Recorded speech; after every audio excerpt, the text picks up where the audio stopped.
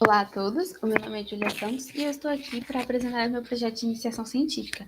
Ele é sobre vidros emissores de luz para aplicações fotônicas, a síntese in situ e estudos fotoluminescentes de quantum dots classe 2.6 em vidros fosfatos. Primeiramente, eu gostaria de agradecer ao Laboratório de Materiais Inorgânicos e Vidros, o AMIV, que é localizado no Instituto de Química de São Carlos. Gostaria de agradecer ao meu co-orientador, Renato Capello, e também ao meu orientador, Danilo Manzani, que me ajudaram no desenvolvimento deste projeto. Nessa apresentação, eu vou fazer uma introdução, falar dos materiais e métodos utilizados, discorrer sobre os principais resultados obtidos e fazer uma breve conclusão. E, por último, apresentar as referências bibliográficas do projeto. Bom, vamos à introdução, onde eu vou falar sobre quantum dots, sulfeto de cádmio e os objetivos do projeto. Quantum dots são materiais nanométricos semicondutores que exibem um efeito de confinamento quântico como resultado de suas dimensões serem menores ou comparáveis ao raio X de Bohr. Apresentam propriedades ópticas e eletrônicas únicas dependentes de seu tamanho. Na figura da esquerda, a gente pode ver ilustrado a diferença entre um material bulk macroscópico semicondutor e um quantum dot. Quando o tamanho do material é comparável ao raio X de Bohr, que varia de 1 a 100 nanômetros, ele vai exibir o efeito de confinamento quântico, porque os níveis de energia são quantizados. E aqui vai gerar um maior band gap, ou seja, a distância entre a banda de valência e a banda de condução é justamente o band gap do material, que é maior nos pontos quânticos do que nos materiais macroscópicos, ou seja, a relação é inversamente proporcional. Quanto menor o material, maior o band gap e, consequentemente, maior a energia de band gap, que é a energia necessária para excitar um elétron da banda de valência até uma vacância na banda de condução. Nesse sentido, quanto maior o band gap, maior é o efeito de confinamento quântico exibido pelo material. E no caso de quantum dots de sulfeto de cádmio, esse band gap é consideravelmente largo. Assim, permite a aplicação desse tipo de material em lasers, em LEDs, amplificadores ópticos, justamente pelas propriedades ópticas e eletrônicas exibidas, que justamente podem ser controladas de acordo com o tamanho dos pontos quânticos. Bom, o problema de trabalhar com pontos quânticos é a instabilidade e a tendência à aglomeração dos mesmos, o que dificulta a aplicação direta desse tipo de material. Assim, estudos buscaram matrizes hospedeiras que pudessem viabilizar e estabilizar as aplicações dos pontos quânticos. Então, alguns estudos relataram o uso de polímeros, enquanto outros relataram, por exemplo, o uso de matrizes vítreas. Assim, nesse projeto determinou-se que as matrizes hospedeiras seriam matrizes vítreas de vidros fosfatos. Então, os nossos objetivos eram sintetizar vidros fosfatos dopados com precursores de quantum dots de sulfeto de cádmio e controlar a nucleação e o crescimento dos quantum dots via tratamento térmico. O controle do crescimento dos quantum dots pode aumentar ou diminuir a eficiência quântica dos mesmos. Então, esse era um dos nossos objetivos. Todavia, controlar o crescimento pelo tempo de síntese e pela temperatura de síntese não é fácil.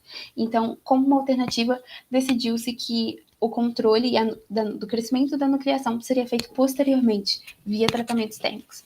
Aqui embaixo eu coloquei uma imagem apenas para ilustrar como eram as matrizes vítreas sintetizadas no laboratório. Agora eu vou discorrer sobre os materiais e os métodos, os reagentes, a metodologia de síntese e as técnicas de caracterização. Nessa tabela, eu estou apresentando aqui uma série de matrizes vítreas que foram sintetizadas. Em duplicata, triplicata, foram diversas. E aqui eu apresento as composições molares e, inclusive, a porcentagem de precursor dos pontos quânticos. À esquerda, eu coloquei aqui um esquema da metodologia que é utilizada. A metodologia escolhida foi a metodologia convencional, que é a fusão seguida por choque térmico. Então, os reagentes serão estequiometricamente pesados, misturados, colocados em cadinhos de alfa-alumina, levados à fusão em forno elétrico, e em seguida o líquido obtido era vertido em um molde de aço inoxidável, previamente aquecido para gerar o choque térmico.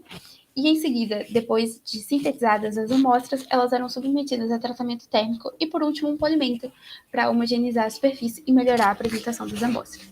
Aqui na tabela estão destacadas duas amostras, que são as amostras às quais os resultados obtidos e que serão apresentados mais para frente se relacionam. As técnicas de caracterização utilizadas foram análise térmica diferencial, espectroscopia de reflectância difusa, espectroscopia de fotoluminescência, difratometria de raio-x, microscopia de transmissão eletrônica de alta resolução, difração de elétrons de área selecionada. Bom, agora eu vou discorrer um pouco sobre os resultados.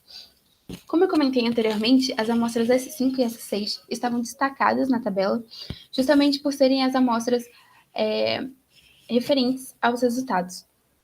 Essas amostras foram sintetizadas e logo após a fusão, elas apresentaram-se amarelas, elas tinham uma coloração amarela e já apresentavam indícios de fenômenos de fotoluminescência.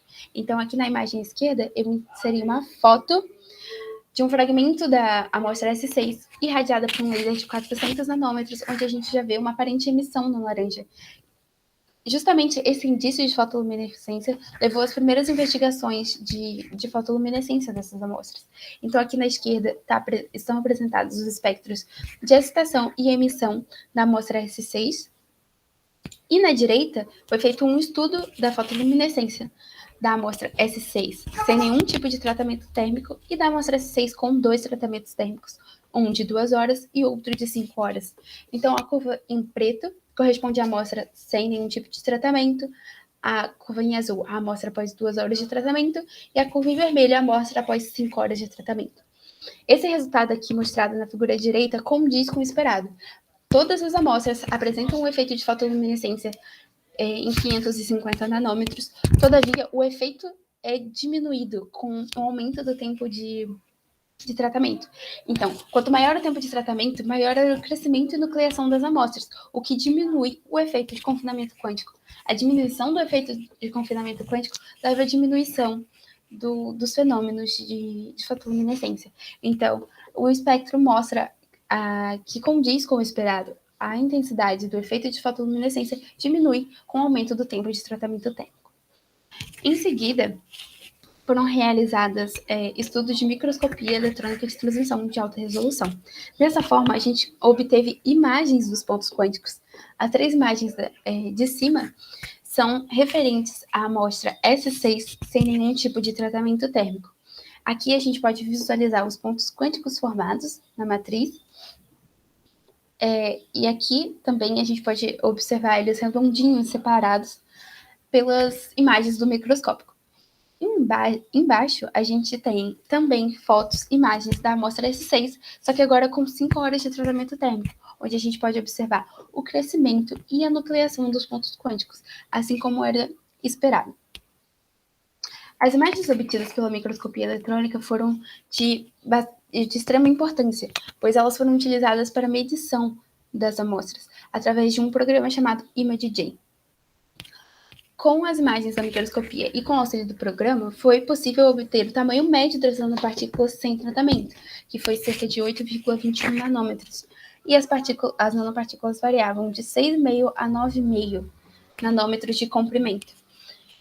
E, em contrapartida, também foi possível analisar o tamanho, medir os pontos quânticos após o tratamento térmico de 5 horas. Então, após o tratamento, alguns pontos quânticos chegavam a ter até mesmo quase que 20 nanômetros de comprimento, evidenciando o crescimento e a nucleação dos pontos.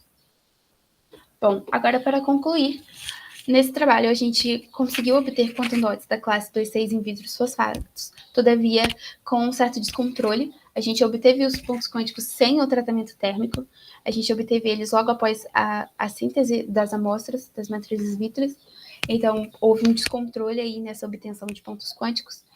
Conseguimos fazer o crescimento e a nucleação dos quantum dots via tratamento térmico, assim como foi proposto nos objetivos, a gente conseguiu fazer esse crescimento, e nós, estudando a literatura, observamos que esse crescimento, essa nucleação condiz com outros trabalhos presentes na literatura. O tamanho dos pontos quânticos está condizente com o tamanho encontrado em outros trabalhos da literatura. Também foi possível determinar o tamanho médio das nanopartículas antes e depois dos tratamentos. Nesse sentido, este trabalho contribuiu para os estudos na área de tecnologias habilitadoras no setor de nanotecnologia e materiais. Essas foram as referências bibliográficas utilizadas no projeto e utilizadas para montar esse trabalho. Eu agradeço a atenção de todos. Muito obrigada.